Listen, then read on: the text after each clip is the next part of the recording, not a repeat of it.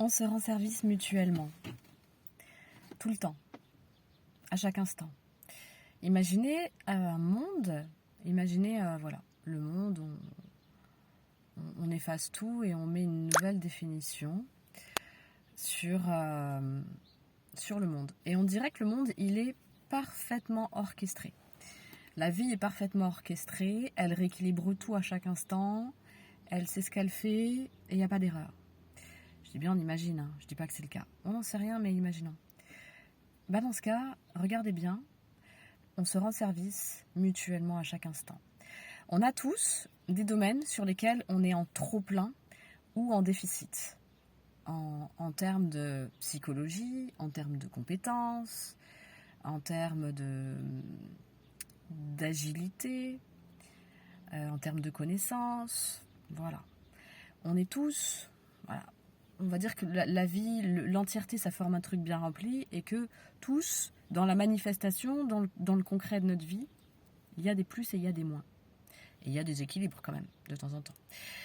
Et en fait, c'est comme si l'autre qui est en face de moi, ce qui va être tel qu'il est, ça va être un parfait moyen d'aller pouvoir découvrir chez moi ce que je ne peux pas voir, mes angles morts. Alors, ça pourrait être quelque chose que j'ai comme énorme potentiel et qualité et que je ne vois absolument pas chez moi. J'imagine même pas que je l'ai. Ça me vient même pas à l'esprit. Donc, il peut me refléter ça, l'autre. Il peut venir m'énerver, mais me faire ressortir chez moi une rage, un truc mais incroyable en termes de colère. Et ça va me réveiller sur quelque chose, parce que l'énergie de colère, c'est une énergie feu.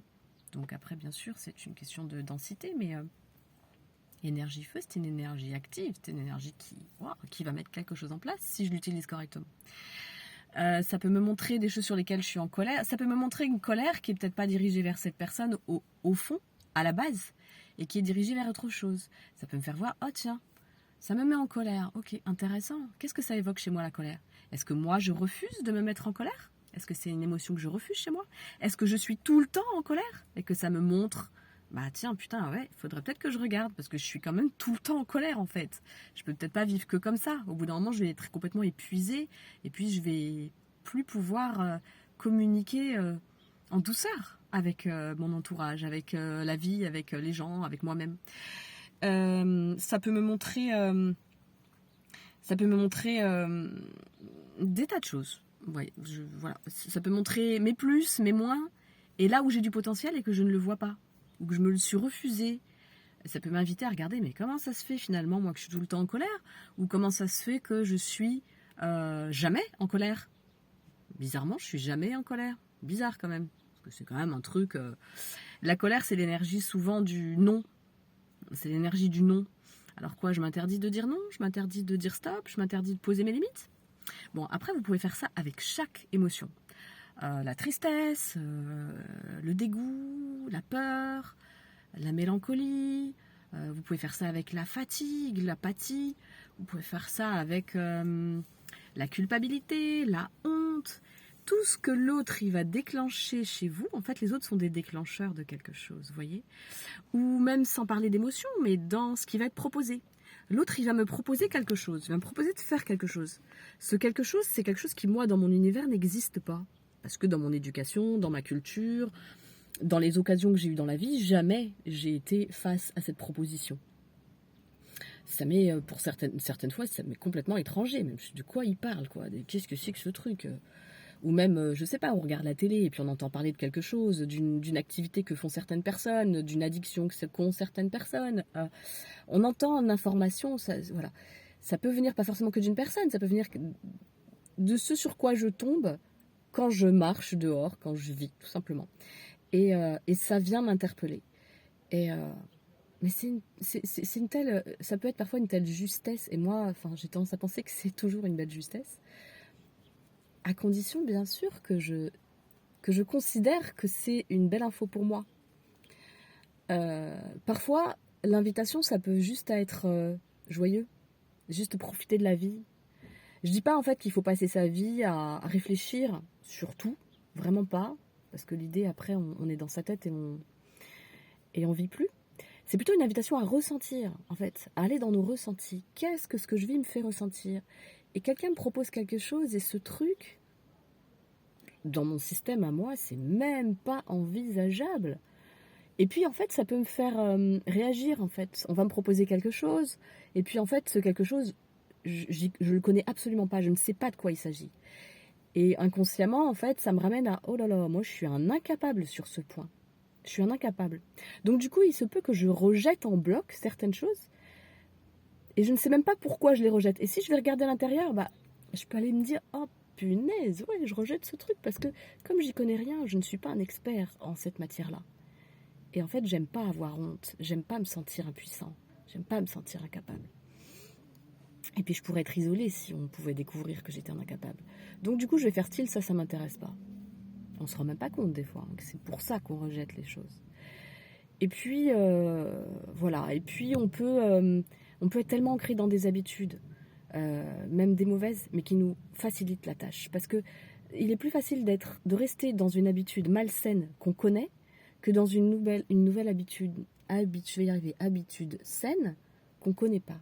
Parce que notre système, il est à l'aise avec le connu. Et avec l'inconnu, il se retrouve face à ces 3 peurs archaïques. Ces 3 peurs archaïques, je vais vous les donner, elles sont super importantes à aller regarder dans votre quotidien. La peur de l'isolement, la peur donc d'être rejeté, d'être isolé. Tout simplement, je vais aller juste dire les peurs. Isolement, incapacité et impuissance. Et souvent, quand on commence à être à l'intérieur un peu agité, c'est qu'il y a une de ces peurs-là qui se déclenche. Ou quand on rejette quelque chose en bloc. Ou quand on est réactif. Donc voilà, et ça peut être des super moyens de faire connaissance avec soi. Parce que l'idée, évidemment, ça va pas être tout de suite de se dire « Oh là là, il faut que je me débarrasse de ce truc ». Non, l'idée, c'est pas de se débarrasser de ce truc. L'idée, c'est d'aller se rencontrer. Parce que quand je me rencontre, je vais pouvoir me donner une occasion d'aimer un peu plus toutes les parties qui me composent. Après, je peux voir qu'est-ce que je peux réajuster. Vous voyez, je vous parlais des curseurs, plus et moins. Après, je peux aller voir qu'est-ce que je veux réajuster. Qu'est-ce qu'il m'est intéressant de réajuster? Qu'est-ce que j'ai envie de réajuster? Parce qu'au fond, je suis obligée de rien. Si je veux rester tel quel, je reste tel quel. Il n'y a pas d'obligation.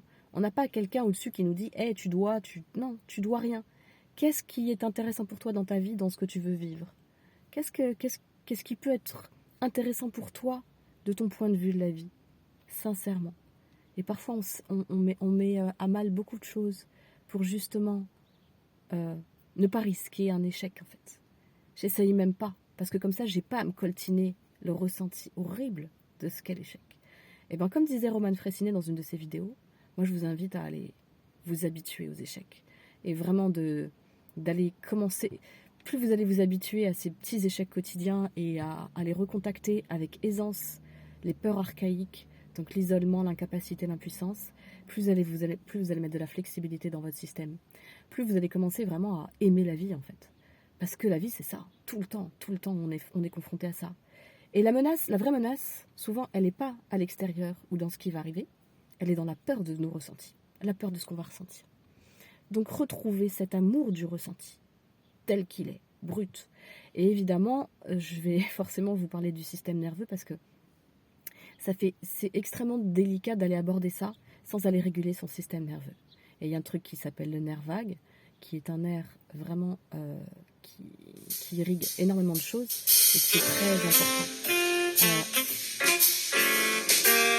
qui est très important à aller recontacter. Je finis la vidéo, du coup voilà. Donc je vous invite à aller voir une autre vidéo sur le nerf vague. Je vais vous mettre des liens intéressants pour aller voir comment réajuster son nerf vague. Mais ça, c'est vraiment, vraiment important déjà, les premières bases, de comprendre tout ce que je viens de vous dire.